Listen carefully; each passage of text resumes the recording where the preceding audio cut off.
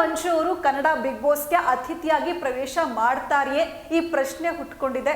ಯಾಕಂದ್ರೆ ಅವರ ಭಾವಿ ಪತ್ನಿ ಸಂಧ್ಯಾ ಅವರು ಇನ್ಸ್ಟಾಗ್ರಾಮ್ನಲ್ಲಿ ಪೋಸ್ಟ್ ಮಾಡಿರೋದೇ ಇದಕ್ಕೆ ಕಾರಣ ಅಂತ ಹೇಳ್ಬೋದು.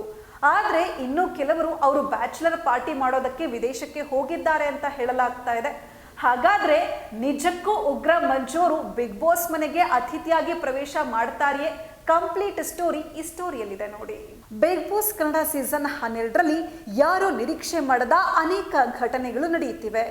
ಎಕ್ಸ್ಪೆಕ್ಟೆಡ್ ದಿ ಅನ್ಎಕ್ಸ್ಪೆಕ್ಟೆಡ್ ಅನ್ನೋ ಥೀಮಲ್ಲಿಯೇ ಈ ಬಾರಿಯ ಬಿಗ್ ಬಾಸ್ ಬಂದಿದೆ. ಈಗ ದೊಡ್ಡ ಟ್ವಿಸ್ಟ್ ಒಂದನ್ನು ನೀಡಲು ಬಿಗ್ ಬಾಸ್ ರೆಡಿ ಆದ್ರೆ ಅನ್ನುವ ಪ್ರಶ್ನೆ ಮೂಡಿದೆ.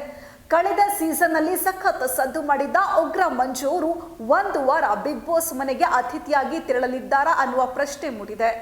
ಅವರ ಭಾವಿ ಪತ್ನಿ ಹಾಕಿರೋ ಇನ್ಸ್ಟಾಗ್ರಾಮ್ ಸ್ಟೇಟಸ್ ಇದಕ್ಕೆ ಕಾರಣ.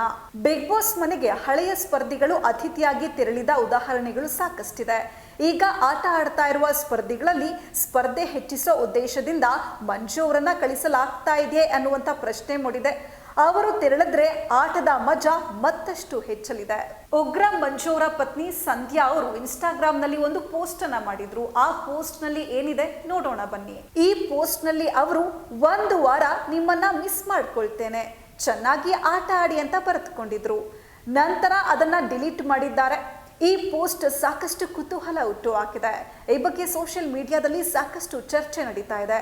ಇನ್ನ ಮಂಜು ಅವರು ಪೋಸ್ಟ್ ಒಂದನ್ನ ಹಾಕಿದ್ದು ಬ್ಯಾಚುಲರ್ ಪಾರ್ಟಿಯಲ್ಲಿ ನಿಮ್ಮನ್ನ ಮಿಸ್ ಮಾಡ್ಕೊಳ್ತೇನೆ ಅಂತ ಬರೆದುಕೊಂಡಿದ್ದಾರೆ. ಉಗ್ರ ಮಂಜು ಅವರು ಈ ತಿಂಗಳ ಆರಂಭದಲ್ಲಿ ಸಂಧ್ಯಾ ಅವರ ಜೊತೆ ನಿಶ್ಚಿತಾರ್ಥ ಮಾಡಿಕೊಂಡಿದ್ದಾರೆ.